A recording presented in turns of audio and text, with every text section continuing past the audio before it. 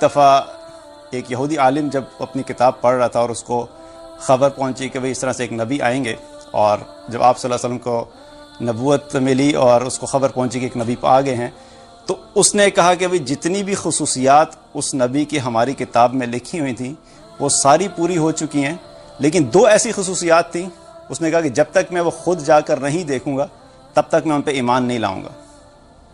تو وہ دو خصوصیات کیا تھیں؟ پہلی خصوصیت یہ تھی کہ جو نبی آئے گا اس کی نرمی، اس کا حلم، اس کی بردباری اس کے غصے پہ غالب ہوگی، یہ پہلی خصوصیت۔ اور دوسری خصوصیت کیا ہے کہ جب بھی کوئی شخص اس سے جہالت کے ساتھ بات کرے گا، جہالت کا معاملہ کرے گا، تو اس کی جہالت کے نتیجے میں اس نبی کا حلم اور نرمی اور حوصلہ مزید بلند ہو جائے گا۔ یہ دو خصوصیات اس نے کہا جب تک میں اپنی آنکھوں سے نہیں دیکھ لوں گا میں ان پہ ایمان نہیں لاؤں گا۔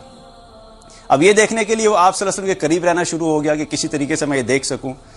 تو اس نے کیا کیا، یہ چیز ایک دفعہ اس نے سوچا کہ بھئی میں ان کو آزماتا ہوں کہ کیا واقعی ان کے اندر یہ خصوصیات ہیں کہ نہیں ہیں۔ وہ ایک دن آیا آپ صلی اللہ علیہ وسلم کے پاس اور چند کھجوریں لے کر آیا اور آپ صلی اللہ علیہ وسلم کو کھجوریں پیش کی اور کہا کہ بھئی یہ آپ کھجوریں مجھ سے خرید لیں ادھار پر۔ تو آپ صلی اللہ علیہ وسلم نے کہا ٹھیک ہے دے دو۔ اب ادھار کا جو وقت مقرر ہو گیا کہ فلاں مقررہ وقت کے اوپر پیمنٹ ہو جائے گی، اس کی ادائیگی ہو جائے گی، تو اس نے کیا کیا کہ مقررہ وقت سے 2-3 دن پہلے ہی آ گیا اور آپ صلی اللہ علیہ وسلم کو سخت نظر سے دیکھا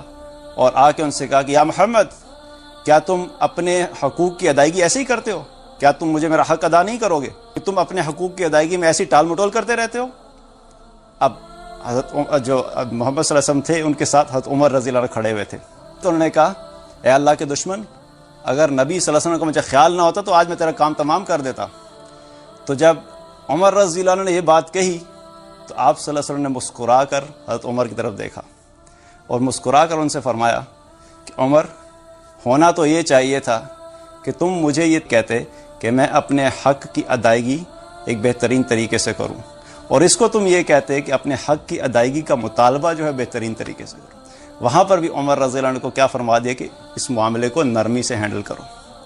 ہم تک کیا تعلیم پہنچائی کہ ایسی سچویشن جب کہ دو فریقین آپس میں کسی چیز میں اختلاف کر لیں تو بجائے اس کے کہ اس کے اوپر جلتی ہوئی آگ کے اوپر مٹی کا تیل ڈالیں اور اس کو ہوا دیں،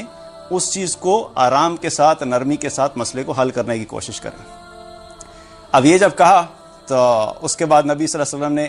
اس یہودی سے یہ بحث نہیں کی کہ دیکھو بھی ہمارا جو وقت مقرر ہوا تھا تم تو 2-3 دن پہلے ہی آ گئے، حالانکہ ان کو تو پتا تھا۔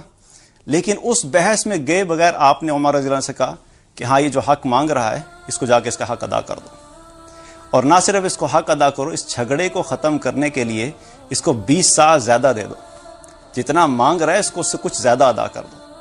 تو اس نے جب یہ معاملہ دیکھا تو اس نے دیکھتے ہی کہہ دیا کہ بھئی یہ واقعی اللہ کے نبی ہیں، اور اس نے وہیں پہ کلمہ پڑھ لیا۔ اپنی کتاب کے اندر سارے دلائل موجود تھے، ایمان نہیں لایا، لیکن نبی صلی اللہ علیہ وسلم کے ایک عمل کی وجہ سے وہاں مسلمان ہو گیا۔ آج ہم لوگ جو ہیں